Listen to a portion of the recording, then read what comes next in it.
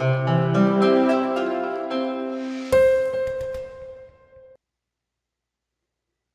you have a product that has different variations of it, it's, a product that, a good example is a t-shirt.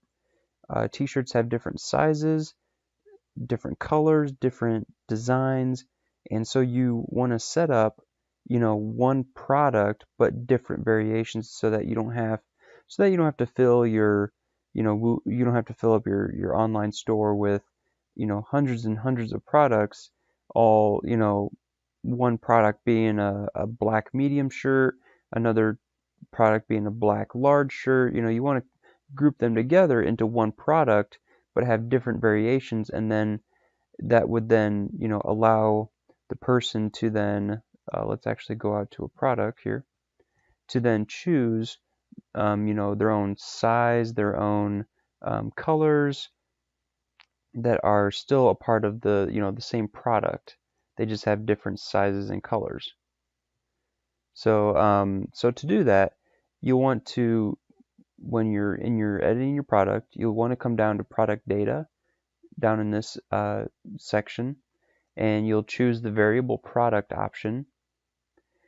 And then in here, you'll see that it'll open up new options. So like it'll open up attributes, variations, and it'll allow you to set those up.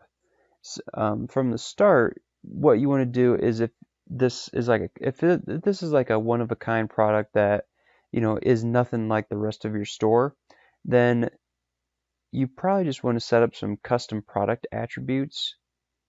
But if it's something where, you may use these same attributes with other products, it'll be a good idea to go to your attributes area and put in custom, attributes to be used throughout your store. So if we click attributes here, it'll take us to the attributes page, and where we can add new ones. And so this way you can put these in, and then back in your edit product area, it'll then show up in this drop down, and then you can click it. Okay, so I've already added those two. So then, like, let's say we added a new attribute for the sunshade sizes. We added all the different sunshade sizes, and then so now we can go back to our product, and down in like the attributes drop down, we can click sunshade sizes, add that. It'll add it to all of our other attributes, and then we want to click under values, the one that says select all. We want to select all of them, and then, add all of the different attributes within, or all the different values within that one attribute. And we want to make sure that it's visible on the product page, then the person, can choose all those different values as an attribute. And then we want to say used for variations, and then we'll click save attributes. And the reason we use this used for variations is because then, actually, let me remove this one, we don't need that. Because then once we have our attributes in here, we want to go to variations, and then we want to set up variations, or we want to set up all the different kinds of variations for this product. So, because each of these is going to be like a separate, number, or like a separate item of the product, but they're, just going to have different attributes. And so then what we'll do is we can set the default form values. So we'll just set what, shows as the default when somebody goes to that product. Like if we refresh this. Okay, so that's the default, is, telling you to choose an option, and the 8-foot, which is right there, the default 8-foot. And then this option where it says add the variation, we've already done this for this product. So what we had to do was we had to click create variations from all attributes. And so what that'll do is that it's going to, all the different attributes that we've added, it's going to add a product for each of these, ocean blue fade with an 8-foot ocean blue fade with 9 foot, 10 foot, and so forth. And it's going to add every single variation for this product using all the different attributes. And so once you do that, you can then go into each of these. Actually, that's just the default one there. We can go into each of these and set up prices if we haven't set up prices for the different attributes, which should apply automatically, but we most likely have to go into each of these different variations and set the price for them if the global price hasn't been set. Let me just double check here on fabric sizes. Okay, so yep, there's the options for that. Okay, so let's do just a custom attribute here real quick. Let's just do, we'll do sizes. Just kind of, basic. Okay, there's sizes. And then come over here down to your new attribute that you just created. Do configure terms. Add new sizes, small,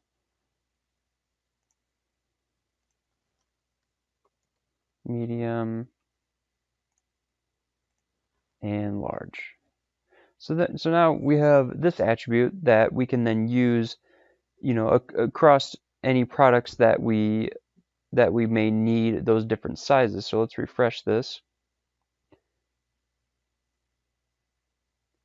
And so now we have our new attribute drop down, or it's in the drop down. Now we can do sizes, click add.